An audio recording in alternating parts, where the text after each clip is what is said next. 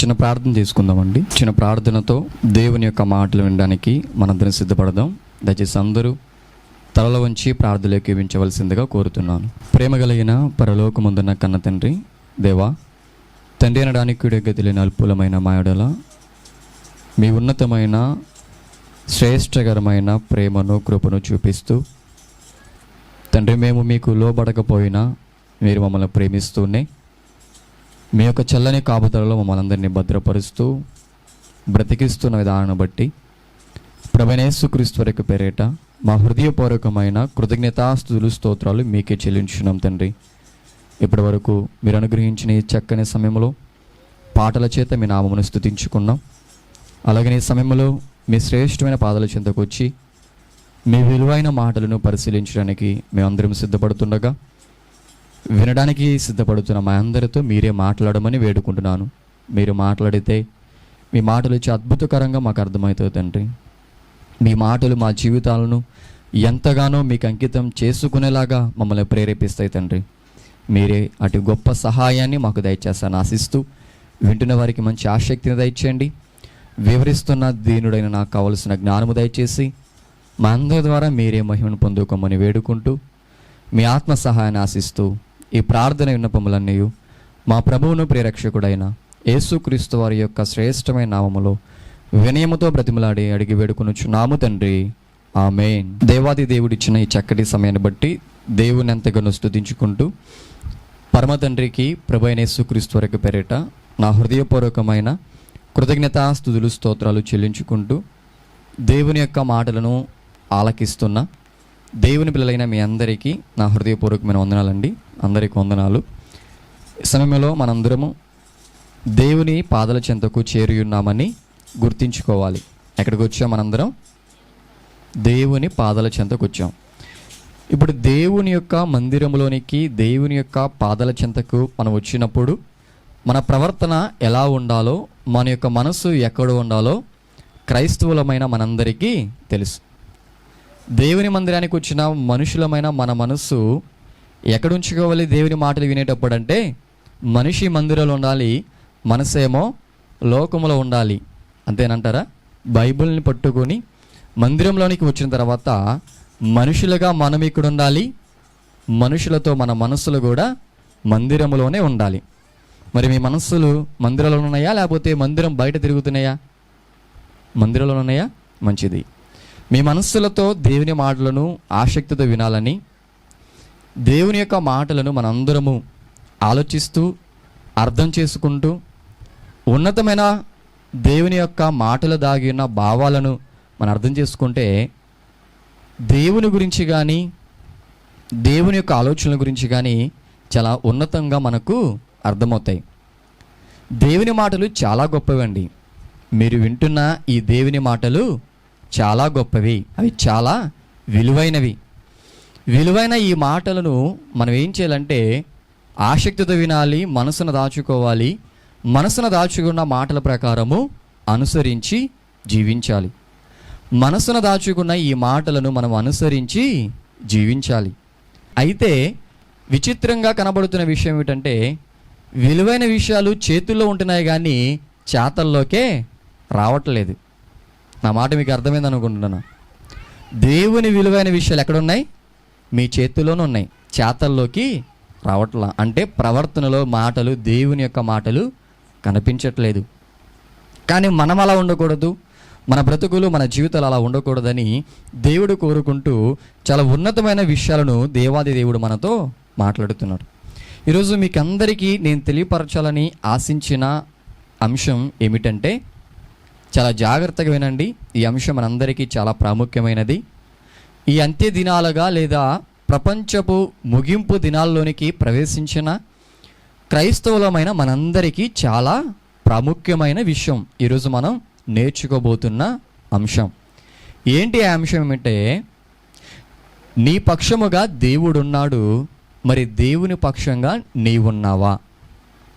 మరలా చెప్తున్నానండి, నీ పక్షముగా దేవుడు ఉన్నాడు, మరి దేవుని పక్షముగా నీవున్నావా అని ఈ చక్కని అంశాన్ని మీకు తెలియపరచాలని నేను ఇష్టపడుతున్నా. ఇప్పుడు నేను నీ అన్నాను కదా, మీరు కూడా నీ అని నన్ను ప్రశ్నించకుండా నా అని పెట్టండి. నీ అని తీసేసి నా పక్షముగా దేవుడున్నాడు, మరి దేవుని పక్షముగా నేను ఉన్నానా? ఉన్నారా మరి లేరా? మీ పక్షం ఎవరున్నారు? దేవుడు ఉన్నాడు. నిజమా కాదా? నిజమే. మరి దేవుని పక్షంలో మీరున్నారా? చెప్పండి. మీ నోటితో మీరే ప్రశ్నించుకున్నారు, మరి సమాధానం కూడా చెప్పండి. ఉన్నారా లేరా? ఈరోజు దేవుని యొక్క ఉన్నతమైన ప్రేమను కానీ, దేవుని యొక్క ఉన్నతమైన మనస్సును కానీ మనం ఆలోచిస్తే, దేవాది దేవుడు మనిషిని కావాలని కోరుకున్నాడు. మనిషికి కావలసిన సృష్టిని అంతటిని సృజించాడు. మనిషిని భూలోకానికి పంపించాడు. మనిషి భూలోకానికి ఎప్పుడైతే ప్రవేశించాడో ఆ క్షణం నుంచి దేవాది దేవుడు మనిషికి సహాయం చేస్తూనే ఉన్నాడు. అవునంటారా కాదంటారా? మనిషి సృష్టిలోనికి ఎప్పుడైతే వచ్చాడో, ఈ భూమి మీదకి మనిషి వచ్చిన నాట నుంచి, అంటే మొట్టమొదటి మనిషి అయిన ఆదాము గారు భూమి మీదకి వచ్చిన నాట నుంచి ఆదాము మొదలుకొని ఇప్పటి వరకు ఎందరైతే వచ్చారో ప్రతి మనిషికి దేవుడు ఏం చేస్తున్నాడు? దేవుడు ఏం చేస్తున్నాడండి? నిద్రపోతున్నారు కదా మీరందరూ. మరి చెప్పరేంటి అంటే, అయితే నాకు అర్థమైన విషయం ఏంటంటే, మీరు నన్ను చూస్తున్నారా కానీ దేవుని చూస్తారా? అవును కదా. క్రైస్తవ ప్రపంచంలో కనబడుతున్న పెద్ద రోగం ఏంటంటే, చెప్పే వ్యక్తిని చూస్తున్నారు కానీ దేవుని మాటలను చూడడం లేదు. మీరే కదండి క్రైస్తవ ప్రపంచం అంతే. ఒక సూటు బూట్ వేసుకుందనుకోండి, సేవకుని యొక్క జీవితంలో ఒక సూటు బూట్ వేసుకుని వచ్చాడు అనుకోండి, కదులుతారు అసలు మీరు? నిద్రపోతారు అసలు మీరు? నీరసంగా ఉంటారా మీరు? అమ్మో, కారు వేసుకొచ్చాడు అయ్యగారు, సూట్ వేసుకొచ్చాడు అయ్యగారు, బూట్ వేసుకొచ్చాడు అయ్యగారు, ఇంత పెద్ద అయ్యగారు మన మధ్యలో ఉన్నప్పుడు మనం ఎలా ఉండాలి? చాలా జాగ్రత్తగా ఉండాలి. మరి దేవుడు ఉన్నప్పుడు దేవుని మాత్రం అలక్ష్యం చేస్తుంది.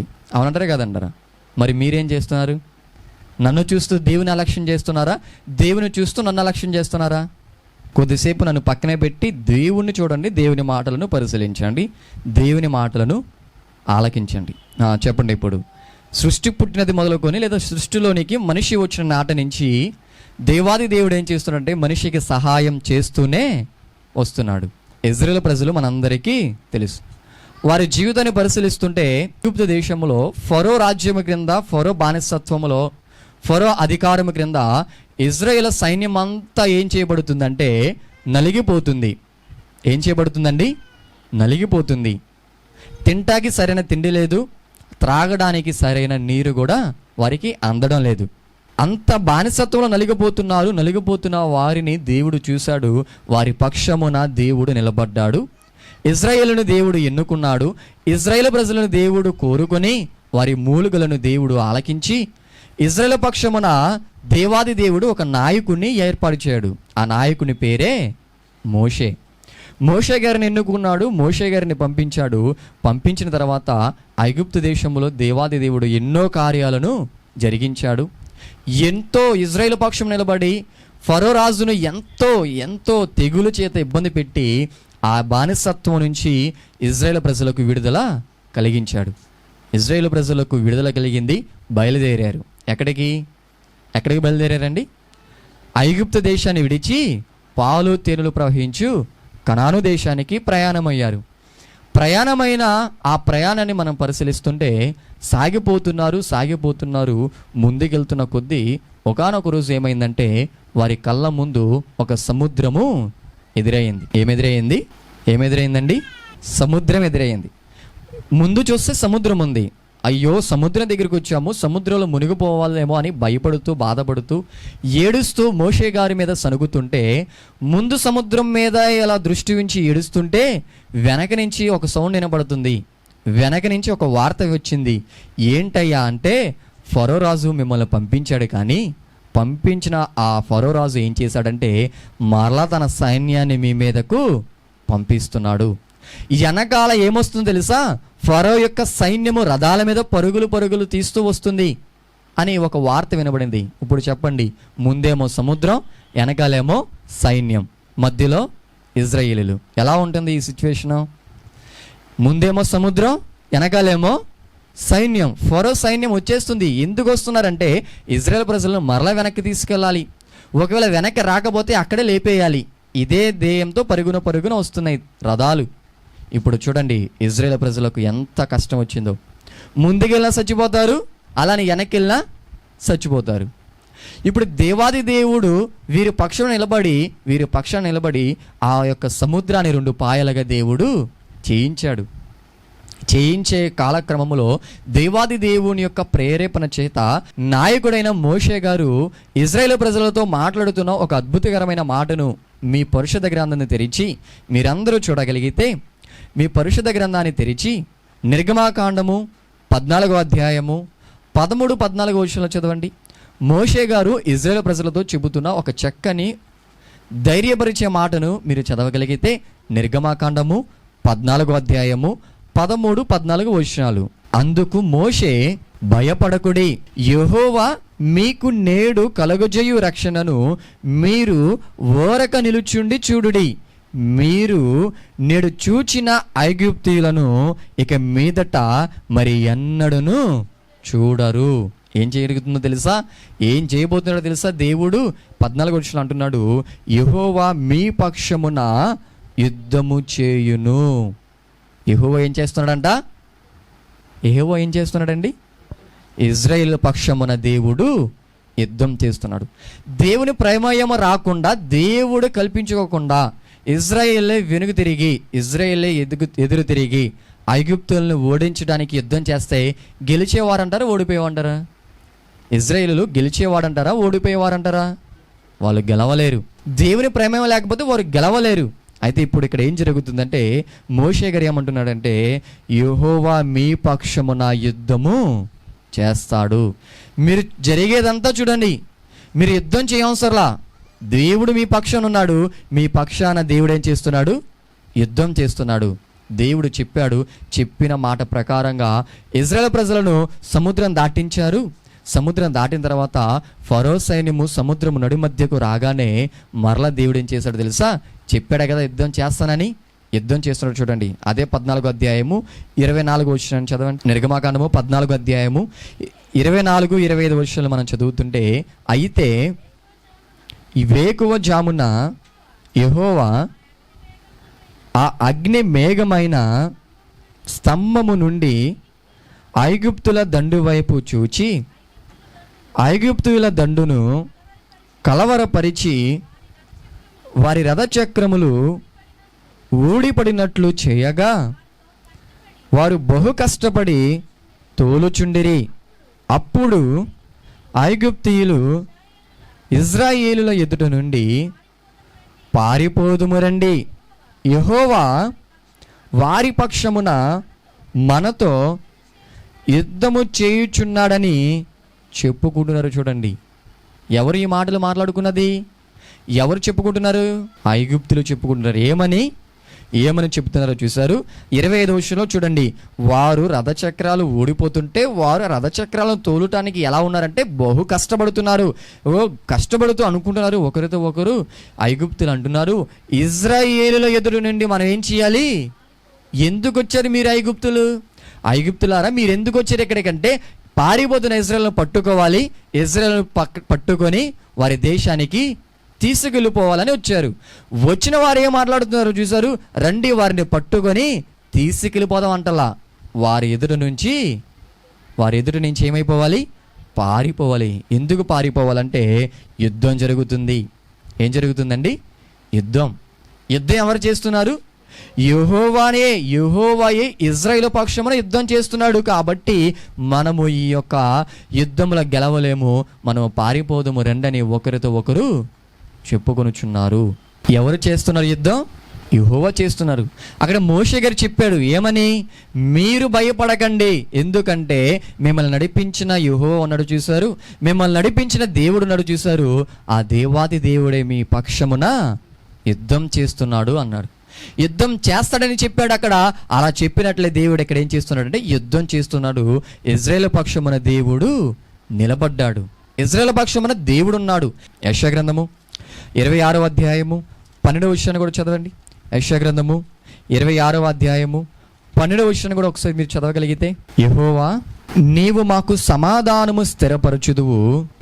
చూడండి, నిజముగా నీవు మా పక్షమున ఉండి మా పనుల అన్నిటినీ సఫలపరచుదువు అంటున్నాడు. చూడండి, ఇక్కడ యెషయా గ్రంథములు కూడా మనం చదువుకుంటున్న మాట చూడండి, ఒక సాక్ష్యాన్ని, ఒక రుజువుని తెలియపరుస్తున్నాయి. యెహోవా నీవు మాకు సమాధానము స్థిరపరచుదువు, నిజముగా నిజముగా నీవు మా పక్షమున ఉండి మా పనులన్నిటినీ సఫలపరుస్తున్నావు. ఇల్లు కట్టుకోవాలి, నీ పని ఇది. ఇల్లు కట్టుకోవాలి, నీ ఆశ ఇది. దేవుడు నీ పక్షము నుండి చక్కని ఇల్లు కట్టుకునేలాగా సహాయము చేశాడు. ఒక మంచి ఉద్యోగంలో నేను స్థిరపడాలని కోరుకున్న ఆ ఆశను దేవాది దేవుడు తీర్చాడు. మన పనులన్నిటిని ఆయన సఫలం చేశాడు. ఇలా ప్రతిదీ నిజముగా మన జీవితంలో సఫలమైన ప్రతి క్రియ వెనక దేవాది దేవుడే మన పక్షమున ఉన్నాడు. మన జీవిత యాత్రను మనం పరిశీలిస్తూ వస్తుంటే, మనం పుట్టిన నాటి నుంచి ఇప్పటి వరకు దేవాది దేవుడు మన పక్షమున ఉన్నాడు ఉంటూనే వస్తున్నాడు. నిజంగా మన జీవిత యాత్రలో దేవుడు గనక మన పక్షంగా నిలబడకపోతే అపవాది అనేది ఎప్పుడో మనల్ని నరకానికి తీసుకెళ్ళిపోయేది. అవునా కాదా? నరకానికి అపవాది ఎప్పుడో తీసుకెళ్ళిపోయేది. అది ఎలా ఉంది? లోకంలో ఎలా తిరుగుతుంది? ఎవరిని మిరింగుదనని గర్జించే సింహం వలె ఎదురు చూస్తుంది. ఎవరిని మిరింగుదనా అని చూస్తూ ఉంది. ఎవరు దొరికితే వారిని లేపేయడానికి అది సిద్ధపడుతూ ఉంది. అలా సిద్ధపడుతున్న అపవాదికి మనం దొరకకుండా ఉంటున్నామంటే మన పక్షమున యుద్ధం చేస్తున్నది దేవుడు. వింటున్నారండి? మన పక్షాన యుద్ధం చేస్తున్నది దేవుడు. ఇజ్రాయేలు పక్షాన యుద్ధం చేశాడు, ఇజ్రాయేలు పక్షాన దేవుడు నిలబడ్డాడు. అలాగనే మన పక్షాన కూడా దేవుడు నిలబడ్డాడు. తండ్రైన దేవుడు మన పక్షాన ఉన్నాడు. అలాగనే కుమారుడైన దేవుడు యేసుక్రీస్తు వారు కూడా మన పక్షాన నిలబడుతున్నాడు. చూడండి, ఆయన మన పక్షాన ఉండి మన పాపాలను తీసివేయడానికి ఈ లోకానికి వచ్చాడు. ఈ లోకంలో చనిపోయి పరలోకానికి వెళ్ళిపోయాడు. వెళ్ళిపోయిన తర్వాత ఏం చేస్తున్నాడో చూస్తే హెబ్రీ పత్రిక 7వ అధ్యాయము 25వ వచనం చదవండి. హెబ్రీ పత్రిక 7వ అధ్యాయము 25వ వచనాన్ని మీరు ఒకసారి చదివితే, తండ్రైన దేవుడు మన పక్షాన ఉండి సహాయం చేస్తున్నాడు. అలాగనే యేసుక్రీస్తు వారు కూడా చూడండి మన పక్షమున నిలబడి మనకు సహాయము చేస్తూనే ఉన్నాడు అంటున్నాడు. చూడండి, ఈయన తన ద్వారా దేవుని యొద్దకు వచ్చి వారి పక్షమున విజ్ఞాపనము చేయుచు నిరంతరము జీవించుచున్నాడు గనుక వారిని సంపూర్ణముగా రక్షించుటకు శక్తిమంతుడై ఉన్నాడు అంటున్నాడు. చూడండి, అపోస్తలుడైన పౌలు గారు మాట్లాడుతూ ఎంత అద్భుతంగా యేసుక్రీస్తు వారి గురించి చెప్తున్నాడో చూడండి. ఈయన అంటే యేసుక్రీస్తు వారు. ఆ పైన మనం చదువుకుంటే యేసుక్రీస్తు వారి గురించి మాట్లాడుతున్నాడు పౌలు గారు. యేసుక్రీస్తు వారి గురించి చెబుతూ, ఈయన తన ద్వారా దేవుని యొద్దకు వచ్చి వారి పక్షమున ఏం చేస్తున్నాడంట? విజ్ఞాపన చేస్తున్నాడు. పరలోకానికి వెళ్ళిపోయిన తర్వాత ప్రభువు అక్కడ ఉండి ఓరకనే కూర్చోట్లేదండి. మనందరి కోసం ఏం చేస్తున్నాడంట? విజ్ఞాపన చేస్తున్నాడు. ప్రాణం పెట్టాడు. ప్రాణం పెట్టడంతో తన పని పూర్తి అయిపోయింది అన్నాడు. పూర్తి అయిపోయిన తర్వాత ఆ పరలోకంలో విశ్రాంతి తీసుకోవచ్చుగా ప్రభు. విశ్రాంతి తీసుకొని శుభ్రంగా ఉండొచ్చుగా ప్రభు. వెళ్ళిపోయిన ఆయన ఏం చేస్తున్నాడు? ఖాళీగా ఉండల్లా. తన దగ్గరకు, దేవుని దగ్గరకు ఎవరైతే వస్తున్నారో వారి పక్షమున దేవునికి విజ్ఞాపన చేస్తున్నాడు. మన కోసం విజ్ఞాపన చేస్తున్నాడు. దేవాది దేవునికి మన మీద ఒకవేళ కోపం వచ్చినా కానీ ఆ కోపాన్ని తగ్గించడానికి దేవునికి, తండ్రైన దేవునికి మనకు మధ్య ఎవరు అడ్డుపడుతున్నారు అనుకుంటున్నారు? యేసుక్రీస్తు వారు. అందుకనే ఒక తోటమాలి ఉపమానాన్ని యేసుక్రీస్తు వారు మనకి చెప్పాడు. చెట్టుని నాటాడు, దాని నుంచి ఫలాన్ని కావాలని కోరుకుంటుంటే ఆ ఫలాన్ని కోరుకుంటున్న ఆ యజమానికి చెట్టు ఏ ఫలాలను ఇవ్వడం లేదు. ఇవ్వనప్పుడు ఆ యజమాని కోపం వచ్చేసింది. కోపం వచ్చి ఆ చెట్టుని ఏం చేయాలనుకున్నాడు? నరికేయాలనుకుంటే అప్పుడు మధ్యలో ఆ తోటను అసేద్యపరుస్తున్నా ఆ తోటలో ఆ చెట్లకన్నిటికీ ఎంతగానో నీటిని పోస్తూ వాటిని పెంచుతున్న ఆ తోటమాలి ఏం చేశాడో మనందరికీ తెలుసు. అపమానాన్ని యేసుక్రీస్తు ముందుగానే చెప్పాడు. ఇప్పుడు దేవాది దేవునికి మన మీద కోపం వచ్చినా కానీ మన మధ్యలో, దేవునికి మనకు మధ్యలో యేసుక్రీస్తు అడ్డుపడిపోతూ ఏం చేస్తున్నాడంటే మన పక్షమున విజ్ఞాపన చేస్తున్నాడు. తండ్రిన దేవుడు మన పక్షమున ఉన్నాడు. అలాగనే యేసుక్రీస్తు వారు కూడా ఏం చేస్తున్నాడు? మన పక్షమున నిలబడి మనకు సహాయం చేస్తూనే వచ్చాడు. వీళ్ళిద్దరే అనుకుంటున్నారా? వీళ్ళిద్దరే కాదు. రోమపత్రిక 8వ అధ్యాయము 26వ వచనం కూడా చదవండి. రోమపత్రిక 8వ అధ్యాయము 26వ వచనం కూడా మీరు చూడగలిగితే, అటువలే ఆత్మయు మన బలహీనతను చూచి సహాయము చేయుచున్నాడు. ఏలయనగా మనము యుక్తముగా ఎలాగూ ప్రార్థన చేయవలనో మనకు తెలియదు కానీ ఉచ్చరింప సఖ్యము కానీ మూలుగులతో ఆ ఆత్మ తానే మన పక్షముగా విజ్ఞాపనము చేయుచున్నాడు అంటున్నాడు. చూడండి, ఎవరిక్కడ చేస్తున్నారు? ఆత్మయు అన్నాడు. ఆత్మయు అంటే పరిశుద్ధ ఆత్మ. తండ్రినే దేవుడు మన పక్షమునే ఉంటున్నాడు. కుమారుడైన యేసుక్రీస్తు మన పక్షమునే నిలబడి మనకు సహాయం చేస్తున్నాడు. ఈ మన మధ్యలో మనకు ఆదరణ కలిగించడానికి, మనల్ని కాపాడడానికి వచ్చిన పరిశుద్ధాత్ముడు కూడా ఏం చేస్తున్నాడు అంటే మన పక్షముగా దేవునికి విజ్ఞాపన చేస్తున్నాడు. ఇంత సహకారం ఉంది, ఇంత రికమెండేషన్ ఉంది కాబట్టి మనం ఎలా బ్రతుకుతున్నా కానీ మన జీవితాలు ఇంకా ముందుకు వెళ్తున్నాయి. లేకపోతే దేవుడు ఎప్పుడో లేపేసేవాడు. తెలుసా మీకు? దేవుడు అంటే భయం లేకుండా బ్రతికినా మన బ్రతికి ఎలా ఉంది? బాగానే ఉంది. దేవుని మాటలకు విలువ ఇవ్వకపోయినా కానీ మన బ్రతికి ఎలా ఉంది? బాగానే ఉంది. నిజంగా దేవుడు అంటే లెక్కలేకుండా బ్రతుకుతున్న వారు భూమి మీద ఎందరు ఉన్నారు? చాలామంది ఉన్నారు. అయినా కానీ వాళ్ళు ఎలా ఉన్నారు? ఊపిరితోనే ఉన్నారు. వాళ్ళు ఊపిరితో ఉండడానికి కారణం ఏంటో తెలుసా? విజ్ఞాపన చేస్తున్నారు. రికమెండేషన్ జరుగుతుంది. దేవా పోనీ అయ్యా, ఈ సంవత్సరం అవకాశం ఇవ్వు, వాళ్ళు మారతారేమో, ఈ సంవత్సరం అవకాశం ఇవ్వు, ఈ సంవత్సరం అవకాశం ఇచ్చి చూడని ఇక దేవుని యొక్క కోపాన్ని తగ్గిస్తూ ఈ రికమెండేషన్ దేవునికి వెళ్తుంది. కాబట్టి మన జీవితాలు బాగున్నాయి. ఎంతగా దేవుని సహాయాన్ని మనం పొందుకుంటున్నాం, ఎంతగా దేవుడు మన పక్షం నిలబడుతూ మనకు సహాయం చేస్తున్నారు. దేవుడు లేకపోతే మన జీవితాలు దేనికి పనికిరావని మనకు అర్థమైపోతుంది.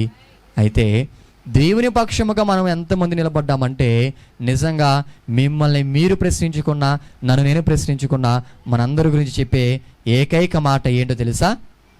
దేవుని పక్షంగా మనము లేము. అవునా కాదా? దేవుడు మన పక్షం నిలబడి చేస్తున్న సహాయము మాటల్లో వర్ణించలేనిది.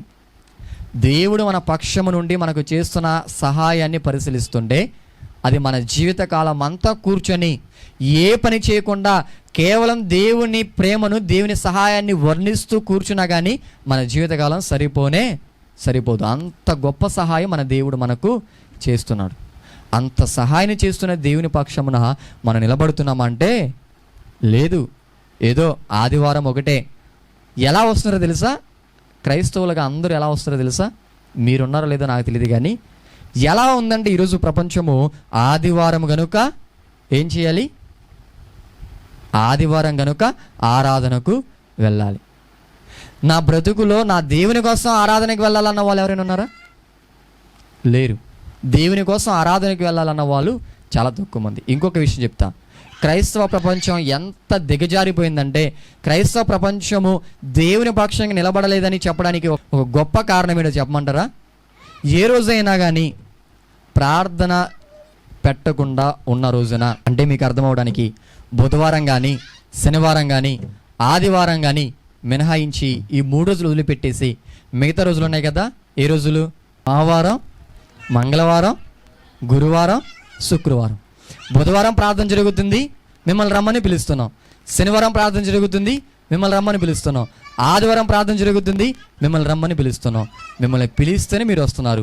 మిమ్మల్ని పిలవకుండా ఏ రోజైనా మీరే డైరెక్ట్గా వచ్చి ఈరోజు చర్చిలో ప్రార్థన పెట్టండి, వాక్యం వినాలి. మా శరీరానికి ఆకలేస్తుంది కదా, మా శరీరానికి ఆకలేసినప్పుడు వంటగదిలోకి వెళ్ళి ఆహారం తింటున్నాం కదా, మాకు ఆత్మకు ఆకలేస్తుంది. శరీరానికి ఆకలేసిందంటే వెంటనే వంటగదిలోకి వెళ్ళిపోయి ఆరాటపడిపోతూ ఆహారాన్ని పెట్టుకుని తింటున్నాం. ఏ రోజైనా కానీ దేవుని దగ్గరికి వచ్చి, సేవకుని దగ్గరికి వచ్చి ఈరోజు నా ఆత్మకు ఆకలేస్తుంది, ఏమేస్తుంది? ఆత్మకు ఆకలేస్తుంది, వాక్యం చెప్పండి కొద్దిగా, ఈరోజు ప్రార్థన పెట్టండి అని అడిగిన రోజులు ఉన్నాయా మీ జీవితాల్లో? మీకు మీరుగా అడగడం కాదు, మేము పెట్టినా కానీ బుధవారం రావట్లా, శనివారం రావట్లా, ఆదివారం కూడా కొందరు రావడం మానేస్తున్నారు. అంటే ఇదంతా ఆలోచిస్తుంటే ఏమనిపిస్తుంది తెలుసా? మన భక్తి కేవలము ఆదివారము గనుక ఆరాధన అన్నట్టుగా ఉంది. అంతేనా కాదా? కానీ మనం అలాగూ ఏమాత్రం ఉండకూడదు. ఎందుకంటే మన పక్షమున దేవుడు ఉన్నాడు, దేవుని పక్షంగా మనం ఉండాలి. ఈ విషయాన్ని మీకు ఎందుకు ఇంతగా బాధతో చెప్తున్నానంటే, ఒకానొక రోజు ఇజ్రాయేల్ అందరినీ దేవుడు ఏర్పాటు చేసుకొని రప్పించాడు కదా బయటకు. ఇజ్రాయేల్లో ఎన్ని గోత్రాలు ఉన్నాయి? ఎన్ని గోత్రాలు ఉన్నాయండి? 12 గోత్రాలు ఉన్నాయి. 12 గోత్రాల వారి పక్షమున దేవుడు నిలబడ్డాడా? కేవలం ఒక గోత్రం పక్షం నిలబడ్డాడు దేవుడు? అందరి పక్షమున దేవుడు నిలబడ్డాడు. ఒకానొక రోజున ఏం జరుగుతుందంటే, మోషే గారిని దేవుడు పైకి రమ్మన్నాడు, కొండ మీదకి రమ్మన్నాడు. కొండ మీదకి వెళుతున్నప్పుడు మోషే గారిని దేవుడు అక్కడ ఉంచి తన నిబంధన గ్రంథాన్ని లేదా తన నిబంధన కలిగిన ఆజ్ఞలను దేవుడు ఇజ్రాయేలు కుమ్మని మోషే గారిని సిద్ధపరుస్తున్నాడు. మోషే గారికి తన ఆజ్ఞలు ఇస్తున్నాడు. మోషే గారి దేవునితో సమయం గడుపుతుంటే క్రింద ఏం జరిగిపోతుందంటే పెద్ద ఘోరం జరగబడుతుంది. ఇజ్రాయేల్ అందరూ కలిశారు. ఇజ్రాయేల్ అందరూ కలిసి బంగారాన్ని తీశారు. అహరోను గారిని ఇబ్బంది పెట్టారు. అహరోను గారిని ఇగో ఇరుకుని పెట్టి, ఎలాగైతేనే మోషే వెళ్ళాడు కానీ తిరిగి రావట్లేదు కాబట్టి ఇప్పుడు మనం ఏం చేయాలంటే, మనకు ఆరాధించుకోవడానికి ఒక దేవుడు కావాలి కాబట్టి అహరోను నువ్వేం చేయాలి? దేవుణ్ణి తయారు చేసేయాలి. ఏమన్నారు? అహరోను అంట దేవుని తయారు చేసేయాలంట. మనిషి దేవుని తయారు చేయడం ఏంటి? మనిషిని దేవుడు తయారు చేయలే కానీ మనిషి దేవుని తయారు చేయడం ఏంటి అసలు? ఇజ్రాయేల్ చూడండి ఎంత దీనస్థితికి వెళ్ళిపోయారు. అహరోనుతో అడుగుతుంటే అహరోను కూడా వారి ఇబ్బందికి ఇగో తట్టుకోలేక, వారు చెబుతున్న మాటలు, వారు అడుగుతున్న వాటికి తట్టుకోలేక బంగారాన్ని తీసుకున్నాడు, ఒక దూడని చేశాడు. ఇప్పుడు దేవుడు ఇజ్రాయేల్ పక్షము నిలబడి ఎంతో కార్యం చేస్తుంటే ఇజ్రాయేల్ చూశారు, దేవుని విడిచిపెట్టారు. ఆ దేవుని దగ్గరికి వెళ్ళిన మోషే ఇంకా తిరిగి రాడని ఒక నమ్మకానికి వచ్చేసారు. వేరొక విగ్రహాన్ని చేసేసుకున్నారు, లేదా వేరొక దేవుడు కావాలని చేసుకుంటున్నారు. దేవుడు మోషే గారిని పంపిస్తుంటే ఆ రాతి పలకలను తీసుకొని ఎంతో కష్టముతో ఎంతో భారముతో ఈ 40 రోజులు ఎంత కష్టపడ్డాడు చూడండి. ఎందుకు? దేవుని ఆజ్ఞలను ఇజ్రాయేలుకు అందించడానికి మధ్యలో ఒక ప్రవక్త ఎంతగా నలిగిపోతున్నాడు. అంతగా నలిగిపోతూ భారంతో ఇబ్బంది పడుతూ ఆయన ఏం చేశాడంటే ఆ పలకలను తీసుకొని వస్తుంటే కళ్ళ ముందు ఏం కనబడుతుందో తెలుసా? ఘోరం జరుగుతుంది కళ్ళ ముందు. ఆ యొక్క దూడను చేసుకున్నారు. దూడను చేసుకొని ఇక్కడ డ్యాన్సులు వేస్తున్నారు, గంతులు వేస్తున్నారు. గంతులు ఎందుకయ్యా అంటే కొత్త దేవుడు మాకు వచ్చేసాడోయ్. ఎవరు వచ్చేసారు? అసలు దేవుని విడిచిపెట్టారు, మీరు దేవుని తయారు చేసుకోవడం ఏంటి? అసలు మిమ్మల్ని తయారు చేసిన దేవుడే అయిపోయాడు, మీ పక్షమున యుద్ధం చేసిన దేవుడే అయిపోయాడు. చూడండి, నేను చెబుతుంటే మీకు ఎలా ఉందో తెలియదు కానీ ఈ సన్నివేశము, ఈ యొక్క విషయాలు మీరు చదివితే నిజంగా మీకు మనసే ఉంటే, మీ మనసు దేవుని మీదే ఉంటే మీ గుండె పలికకపోతే నన్ను అడగండి, నిజంగా పలికిపోతుంది గుండె. మోషేను చూసినా బాధేస్తుంది, మోషేను సిద్ధపరుస్తున్న దేవుని చూసినా బాధేస్తుంది. అంతగా దేవుడు ప్రేమ చూపి వారి పక్షం నిలబడి ఎన్నో కార్యాలు చేస్తుంటే దేవాది దేవుని విడిచిపెట్టారు, వేరొక వాని పక్షాన చేరిపోయారు. వచ్చాడు మోషే. వచ్చిన తర్వాత జరుగుతున్న ఆ పరిస్థితిని మీరు చూడగలిగితే నిర్గమాకాండము 32వ అధ్యాయము 25-26 వచనాలు చదవండి. నిర్గమాకాండము 32వ అధ్యాయము 25-26 వచనాలు మీరు చదవగలిగితే ప్రజలతో మోషే గారు చెబుతున్న మాటలు లేదా అక్కడ జరుగుతున్న సందర్భాన్ని చాలా స్పష్టంగా రాయించాడు దేవుడు. చూడండి, ప్రజలు విచ్చలవిడిగా తిరుగుట మోషే చూచెను. వారి విరోధులలో వారికి ఎగతాళి కలుగునట్లు అహరోను విచ్చలవిడిగా తిరుగుటకు వారిని విడిచిపెట్టి ఉండెను. అందుకు మోషే పాలెము యొక్క ద్వారమున నిలిచి, చూడండి అడుగుతున్నాడు మోషే. అడుగుతున్న మాట ఎంత భయంకరమైన మాట తెలుసా? ఏమని అడుగుతున్నాడు చూడండి. యెహోవా పక్షమున ఉన్న వారందరూ నా యొద్దకు రండి. చూడండి ఏమంటున్నాడు? ప్రజలందరూ ఎలా ఉన్నారంటే విచ్చలవిడిగా తిరుగుతున్నారు. ఆ రోజే కాదు, ఈ రోజు కూడా ప్రజలందరూ ఎలా ఉన్నారు? విచ్చలవిడిగానే ఉన్నారు. ఎవరి ఇష్టం వాళ్ళది, ఎవరి బ్రతుకు వాళ్ళదే. నీ బ్రతుకులో దేవుని ప్రమేయం కావాలిరా బాబు అని చేతులెత్తి మొక్కినా, దండం పెట్టినా, అవసరమైతే కాలు పట్టుకున్నావు అని చెప్పినా కానీ నువ్వేంటి, నువ్వు చెప్పే మాట ఏంటి, మాకేంటి, మాకు లెక్కేంటి అన్నట్టుగా లేదా? దైవము ప్రేమిస్తూ, అరే కుమారుడా లేదా కుమార్తె నీవే కావాలని నేను కోరుకున్నాను కదా, నీ మీదే నా మనస్సంతా నిలుపుకున్నాను కదా, నిన్ను పోషిస్తున్నాను కదా, నీకు సహాయం చేస్తున్నాను కదా, నీవు నాకు లోబడి బ్రతకని దేవుడు అడుగుతుంటే దేవుడెవరు అసలు అన్నట్టుగా ఈ సమాజం కూడా బ్రతకట్లేదంటారా? ప్రజలు ఎలా ఉన్నారు? విచ్చలవిడిగానే ఉన్నారు. ఆ రోజు కూడా విచ్చలవిడిగా ఉండి డ్యాన్సులు వేస్తుంటే ఇక వాళ్ళ యొక్క సంతోషాన్ని తీర్చుకుంటే మోషే గారు పాలెము యొక్క ద్వారమున నిలిచి అడుగుతున్నాడు. కోపం వచ్చేసింది. కోపముతో అడుగుతున్న మాట ఎంత తెలుసా? యెహోవా పక్షమున మీలో ఎవరున్నారో వాళ్ళందరూ నా యొద్దకు రండి, నా యొద్దకు వచ్చేయండి. ఇప్పుడు మిమ్మల్ని అన్నాను అనుకోండి, దేవుని పక్షమున ఉన్న వారందరూ ఇది ఎదరకు వచ్చేయండి అన్నాను అనుకోండి, ఎంతమంది వస్తారు? ఇప్పుడు మోషే గారు ఏమడిగాడు? దేవుని పక్షమున ఎవరైతే ఉన్నారో, ఇశ్రాయేలులారా మీరు వింటున్నారా? మిమ్మల్ని కూడా అంటున్నాను, ఓ క్రైస్తవులారా మీరు వింటున్నారా? దేవాది దేవుడు మీ పక్షం ఉన్న కార్యాలన్నిటినీ గుర్తించండి, కార్యాలన్నిటినీ జ్ఞాపకం చేసుకోండి. దేవుడు మీ పక్షం ఉన్నాడు కదా, మరి దేవుని పక్షంలో మీరు ఎందరు ఉన్నారో ఉన్న వారందరూ ఏం చేయాలంటే నా యొద్దకు వచ్చేయండి అని మోషే గారి పిలవగానే లెక్క ప్రకారం దేవుడు 12 గోత్రాల అందరి పక్షం నిలబడ్డాడు. అవునా కదా?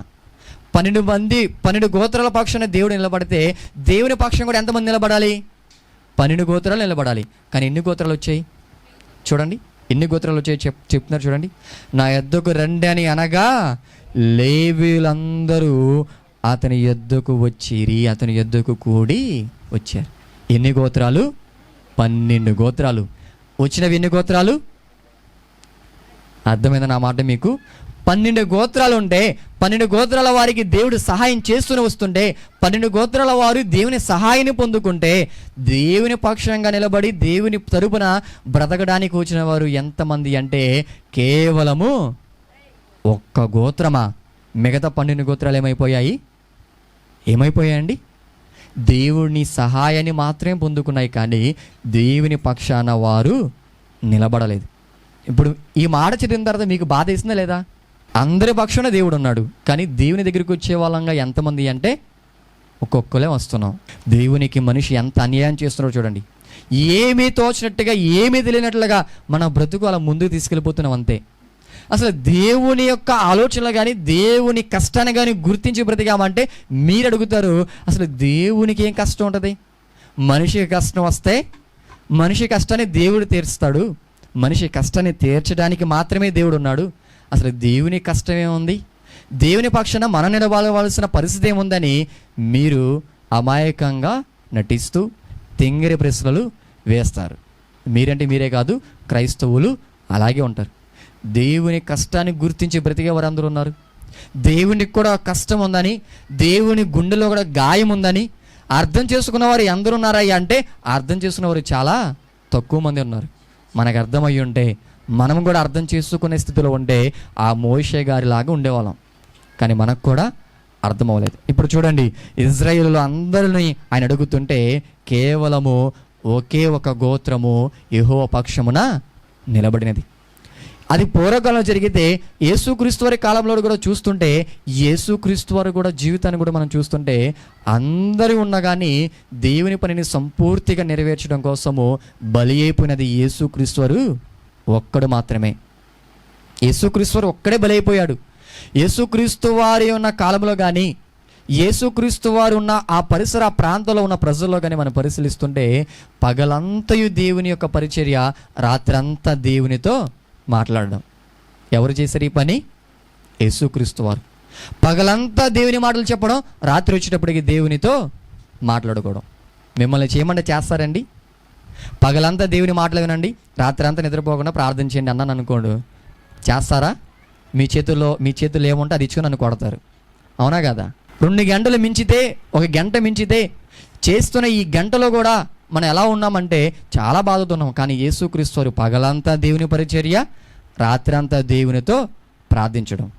ఆయన జీవితాన్ని చూస్తుంటే ఇగో తండ్రి ఆయన పక్షంగా ఉంటే తండ్రి పక్షంగా నిలబడినది కేవలం ఆయనే ఒంటరిగా కనబడుతున్నాడు, ఒక్కడే కనబడుతున్నాడు.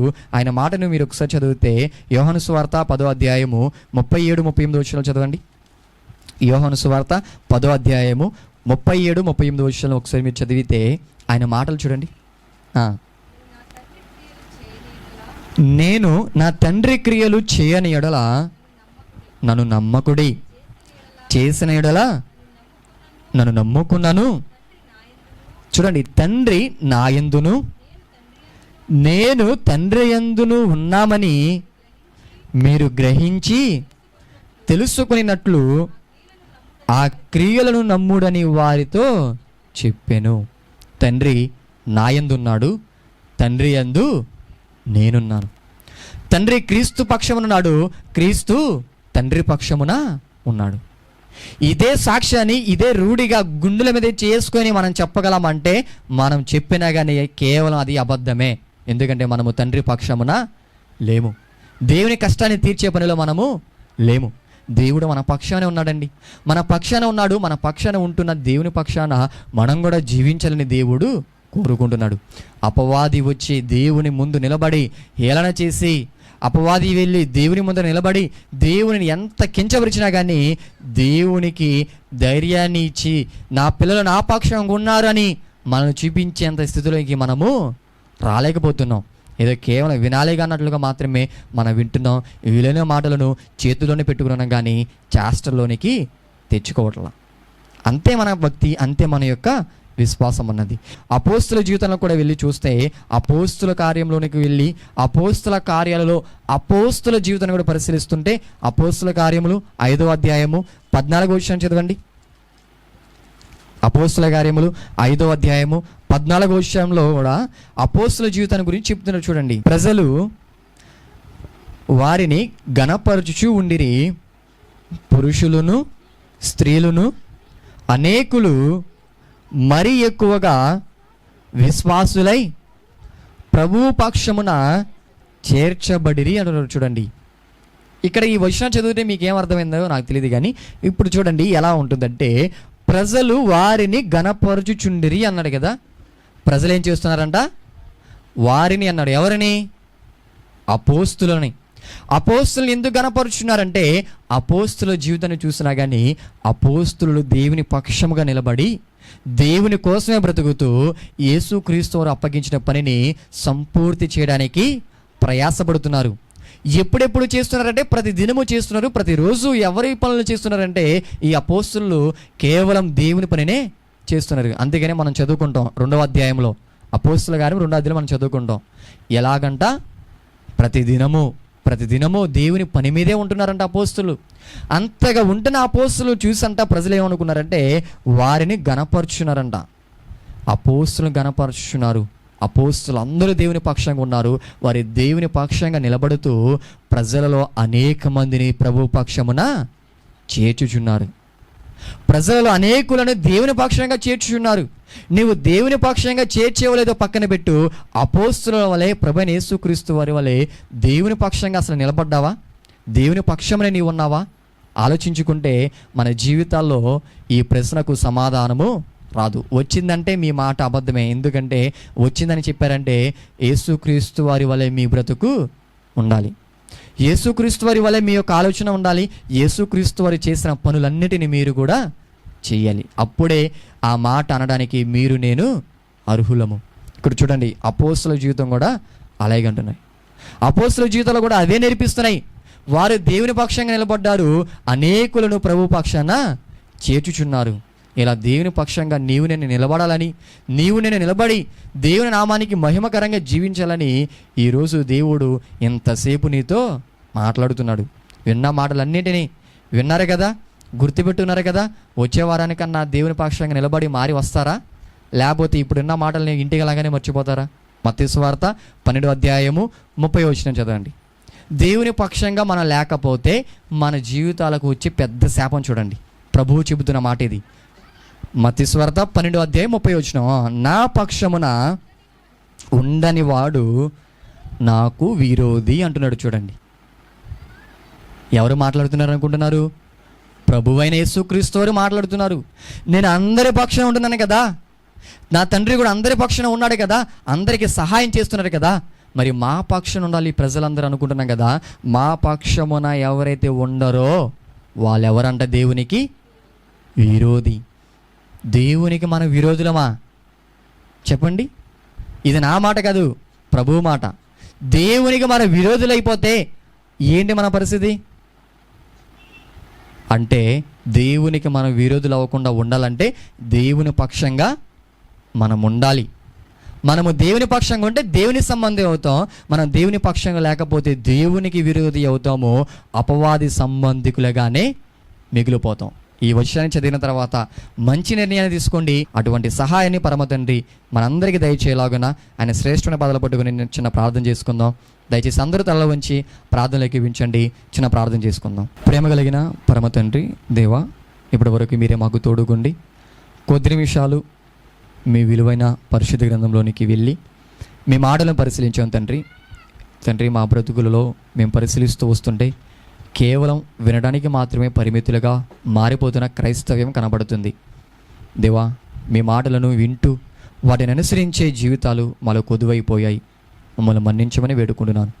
మీరు మా పక్షము నుండి మాకు చేస్తున్న సహాయాన్ని చెప్పడానికి మా మాటలు సరిపోవు, మా బ్రతుకు సరిపోదు తండ్రి. ఎంతో గొప్ప సహాయాన్ని చేస్తూ ఉన్నారు. ఆ రోజున ఇజ్రాయేలు జీవితంలో మీరు చేసిన సహాయాన్ని మేము పరిశీలిస్తుంటే దేవా, మీరు ఎంతో ప్రేమమయులు, ఎంతో ప్రేమ చూపించిన వారుగా కనబడ్డారు. కానీ మీ పక్షంగా ఎంతమంది నిలబడ్డారంటే కేవలం ఒకే ఒక్క గోత్రం నిలబడినది.